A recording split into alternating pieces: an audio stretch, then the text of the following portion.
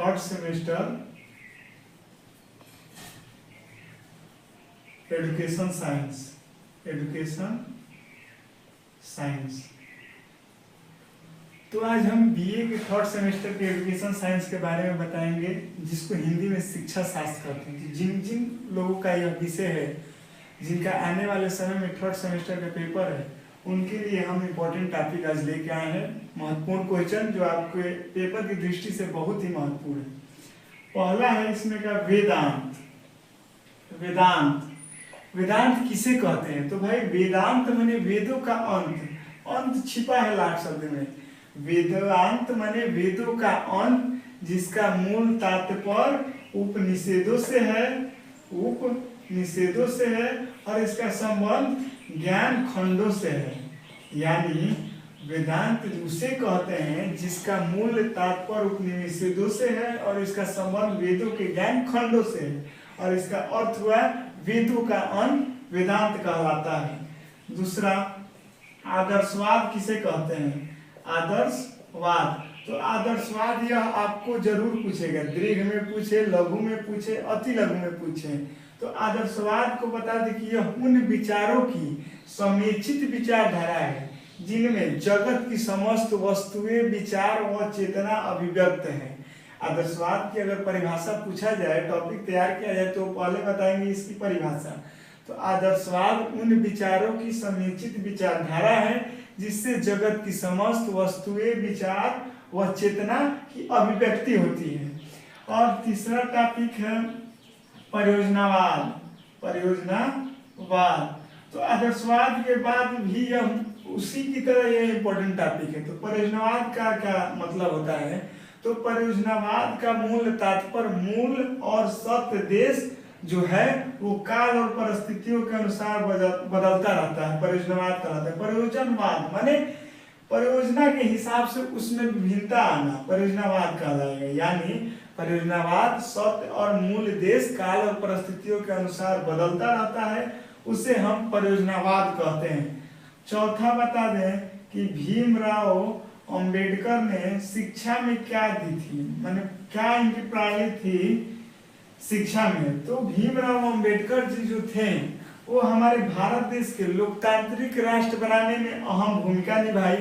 भीमराव अंबेडकर जी क्या थे? वो हमारे भारत देश को लोकतांत्रिक राष्ट्र बनाने में अहम भूमिका निभाई। साथ ही साथ आप सभी जानते होंगे कि संविधान बनाने में अहम भूमिका भीमराव अंबेडकर जी का था, और डॉक्टर भीमराव अंबेडकर जी को इस संविधान के पिता माना जाता है या जनक माना जाता है। लेकिन संविधान में 299 सदस्य थे, लिखने वाले प्रेम बिहारी नारायण जी थे।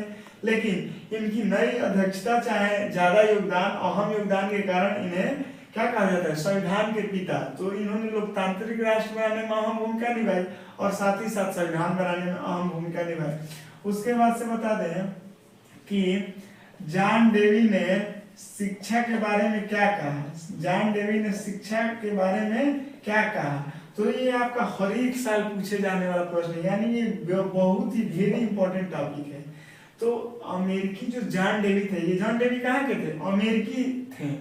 यानी जॉन डेवी अमेरिकी दार्शनिक महान शिक्षक थे और यह दर्शन शास्त्र के क्षेत्र में अग्रणी थे और दर्शन शास्त्र के आंदोलन के सह संस्थापक थे। इनका जन्म हुआ था 1859 ईस्वी में और मृत्यु हुआ था 1952 ईस्वी में। यानी जॉन डेवी जो थे वो अमेरिकी महान दार्शनिक शिक्षक थे, दर्शन शास्त्र क्षेत्र के अग्रणी थे और दर्शन शास्त्र के आंदोलन के सह संस्थापक थे, जिनका जन्म 1859 ईस्वी में हुआ था और मृत्यु 1952 ईस्वी में हुआ था। और यह अमेरिकी निवासी थे। और साथ ही साथ बता दें कि अभी शिक्षा के आधुनिक जनक कहीं आता है तो इनका नाम आता है कि शिक्षा के आधुनिक जनक कौन है? तो शिक्षा के आधुनिक जनक जॉन डेवी हैं। ये 5 टॉपिक हुआ। उसके बाद से 6वां टॉपिक है कि फिलॉसफी और दर्शन में क्या अंतर है? फिलॉसफी और दर्शन में क्या अंतर है? फिलॉसफी और दर्शन में क्या अंतर है? तो आप जानते हैं कि फिलॉसफी दर्शन का ही अंग्रेजी का समानार्थक शब्द है। ये तो सभी जानते हैं कि फिलॉसफी जो है दर्शन का समानार्थक शब्द है, परंतु आप ये नहीं जानते हैं कि दोनों में स्पष्ट अंतर है। भारतीय फिलॉसफी और दर्शन दोनों एक नहीं है, ये बात आपको ध्यान रखना चाहिए। ये फिलॉसफी दर्शन का मान लीजिए हम जानते हैं कि अंग्रेजी का समानार्थक शब्द है, परंतु दोनों में स्पष्ट अंतर है। भारतीय फिलॉसफी और दर्शन एक नहीं है। फिलॉसफी विभिन्न विषयों का विश्लेषण है, विभिन्न विषयों का विश्लेषण है, और वही दर्शन जो है एक का तत्व ज्ञान है, एक का तत्व ज्ञान है, तत्व ज्ञान है। फिर से बता दें कि फिलॉसफी दर्शन का अंग्रेजी समानार्थक शब्द है, परंतु दोनों में स्पष्ट अंतर है। भारतीय फिलॉसफी और दर्शन दोनों एक नहीं है। फिलॉसफी विभिन्न विषयों का विश्लेषण है और दर्शन एक का तत्व ज्ञान है। सातवां चीज, फिलॉसफी और शिक्षा क्या है? फिलॉसफी और शिक्षा क्या है? ये आपके हरदम 500 शब्दों में पूछा जाने वाला प्रश्न है। तो फिलॉसफी और शिक्षा क्या है? तो फिलॉसफी विचार और योजना पक्ष है। फिलॉसफी विचार एवं योजना पक्ष है, और वही शिक्षा व्यवहार एवं प्रयोगात्मक पक्ष है, प्रयोगात्मक पक्ष है। यानी फिलॉसफी विचार एवं योजना पक्ष है, वही शिक्षा व्यवहार एवं प्रयोगात्मक पक्ष है। जिसका मतलब फिलॉसफी जीवन के लक्ष्यों को निर्धारित करता है और शिक्षा उसे व्यवहार या प्रयोग में लाता है। फिलॉसफी जीवन के लक्ष्यों को निर्धारित करता है, वही शिक्षा उसे व्यवहार या प्रयोग में लाता है। उसके बाद से आठवां चीज बता दें कि शिक्षा में मौलिक अधिकार क्या होते हैं? शिक्षा में मौलिक अधिकार क्या होते हैं? शिक्षा में मौलिक अधिकार क्या होते हैं? तो ये प्राय पॉलिटिकल साइंस में भी यह हेडिंग पढ़े होंगे, तो फिर से बता दें। ये पूछा जाता है कि शिक्षा में मौलिक अधिकार, तो शिक्षा में मौलिक अधिकार 6 हैं। समानता का अधिकार, स्वतंत्रता का अधिकार, शोषण के विरुद्ध अधिकार, शोषण के विरुद्ध अधिकार, उसके बाद से स्वतंत्रता माने स्वतंत्रता किसकी? धर्म की, स्वतंत्रता धर्म का अधिकार। उसके बाद से संस्कृत शैक्षणिक, संस्कृत शैक्षणिक, और छठा संवैधानिक उपचार का अधिकार, उपचार का अधिकार। तो शिक्षा में मौलिक अधिकार ठीक वही होता है, बस इसमें थर्ड सेमेस्टर में पूछा जाता है कि भाई हमको बताइए कि मौलिक अधिकार क्या शिक्षा में भी इतने ही होते हैं? तो हाँ, पहला समानता का अधिकार, दूसरा स्वतंत्रता का अधिकार, तीसरा शोषण के विरुद्ध अधिकार, चौथा धर्म के स्वतंत्रता का अधिकार, पांचवा संस्कृत शैक्षणिक अधिकार, और छठा संवैधानिक उपचारों का अधिकार। अब बताते समानता का अधिकार अनुच्छेद 14 से 18 में आता है, स्वतंत्रता का अधिकार 19 से 22 में आता है, शोषण के विरुद्ध अधिकार 23 से 24 में आता है, और धर्म के स्वतंत्रता का अधिकार 25 से 28 में आता है, और संस्कृत शैक्षणिक अधिकार 29 से 30 अनुच्छेद में आता है, और संवैधानिक उपचारों का अधिकार 32 में आता है। यानी समानता का अधिकार 14 से 18, स्वतंत्रता का अधिकार 19 से 22 अनुच्छेद में, शोषण के विरुद्ध अधिकार 23 से 24 अनुच्छेद में, धर्म के स्वतंत्रता का अधिकार 25 से 28 अनुच्छेद में, संस्कृत शैक्षणिक 29 से 30, और संवैधानिक उपचारों का अनुच्छेद 32 में आता है। और बता दें कि पहले एक संपत्ति का अधिकार भी था, संपत्ति का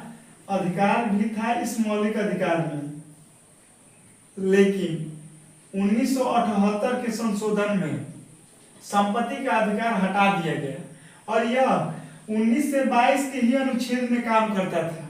यानी स्वतंत्रता के अधिकार में ही इसका मिला था संपत्ति का अधिकार, लेकिन 1978 में क्या हो गया, इसको हटा देगा। और संपत्ति का अधिकार भैया भाई मौलिक कर्तव्य में ठीक भी नहीं था, उचित भी नहीं था, इसको हटाना उचित है, क्योंकि संपत्ति का अधिकार माने जिसके पास संपत्ति रहेगा वही इस दुनिया के काबिल है। यानी किसी के पास, अब गरीब चाहे अमीर अपना कहीं कहीं काम करके गुजारा कर सकते हैं, लेकिन उस समय क्या था, संपत्ति का, जिसके पास संपत्ति थी वही सब कुछ था, तो इसको हटाना भाई उचित था। अब बता दे शिक्षा में 9वां चीज है शिक्षक में मौलिक कर्तव्य। ये भी आप पॉलिटिकल साइंस में यानी राजनीति विज्ञान में ये टॉपिक पढ़ चुके होंगे कि ये पहले सेमेस्टर से पढ़ाया जाने वाला प्रश्न। 11 जानने से पहले हम पुराने वाले 10 जान लें, अभी मौखिक ही जानेंगे, हम आपके नोट्स बनाएंगे तो हम 2-2 बार रिपीट कर देंगे जिससे आपको समझ में आए। पहला, राष्ट्र ध्वज राष्ट्रगान की सम्मान करना, राष्ट्र ध्वज राष्ट्रगान की सम्मान करना। दूसरा एकता अखंडता संप्रभुता बचाए रखना। दूसरा एकता अखंडता संप्रभुता बचाए रखना। तीसरा स्वतंत्रता संग्राम के पावन आदर्शों को मानना। स्वतंत्रता संग्राम के पावन आदर्शों को मानना। चौथा देश को एकता में बनाए रखना। सभी व्यक्ति देश की एकता में रहे तो झगड़ा ही नहीं होगा, ये तो जरूरी है भाई। पांचवा सार्वजनिक संपत्ति को बचाना। अगर हम सार्वजनिक संपत्ति बचाएंगे तो क्या होगा, सार्वजनिक संपत्ति बचाने से पहले बचाएंगे तो किसी के हित में काम करेगा। छवा पर्यावरण को बचाना। पर्यावरण बचेगा, ऑक्सीजन लेंगे, पर्यावरण को बचाना भी बहुत जरूरी है। सातवां वैज्ञानिक दृष्टिकोण को बढ़ावा देना। वैज्ञानिक दृष्टिकोण को बढ़ावा देना यानी नए नए तकनीकी को लाना, जिससे हम अपने क्या करें, तकनीकी क्षेत्र में भारत का नाम ऊंचा हो या चाहे कोई भी देश। तकनीकी में अभी हम थोड़ा पीछे हैं अन्य देशों से, लेकिन जैसी गतिविधियां हो रही है हम आगे जाएंगे। आठवां है कि पर्यावरण हो गया, सर्वांगीण हमारी मिली जुली संस्कृति को विरासत देना है। हमारी मिली जुली संस्कृति को विरासत देना यानी संस्कृति को बचाना, उसको नष्ट ना करना। नौवा हिंसा से दूरी बनाए रखना। हिंसा माने बताए थे महात्मा गांधी, हिंसा अहिंसा परम धर्म मानने वाला नारा, हिंसा से दूरी बनाए रखना। 10वां महिलाओं के लिए अपमानजनक प्रथाओं को दूर करना। महिला के लिए अपमानजनक प्रथा को दूर किया गया है, अब हो भी गया है अपमानजनक प्रथा। अब बात आ गई 11वां जो जुड़ा 2002 में 86वें अधिनियम में जुड़ा, यानी क्या जुड़ा कि माता पिता या अभिभावक 6 से 14 वर्ष के बच्चों को पढ़ाई पर जोर डाले, ना कि उनको जबरन कल कारखाना में काम कराए। 2002 में 86वें अधिनियम में 11वां मौलिक कर्तव्य जुड़ा कि माता पिता उन्हें पढ़ाने पर जोर डाले या अभिभावक 6 से 14 वर्ष के बच्चों को उनको जबरन कार्य ना कराए। ये था एजुकेशन साइंस का इंपॉर्टेंट टॉपिक जो आपके थर्ड सेमेस्टर के पेपर की दृष्टि से बहुत ही महत्वपूर्ण था। अब हम अगले में पॉलिटिकल साइंस यानी राजनीति विज्ञान का टॉपिक लेके आए।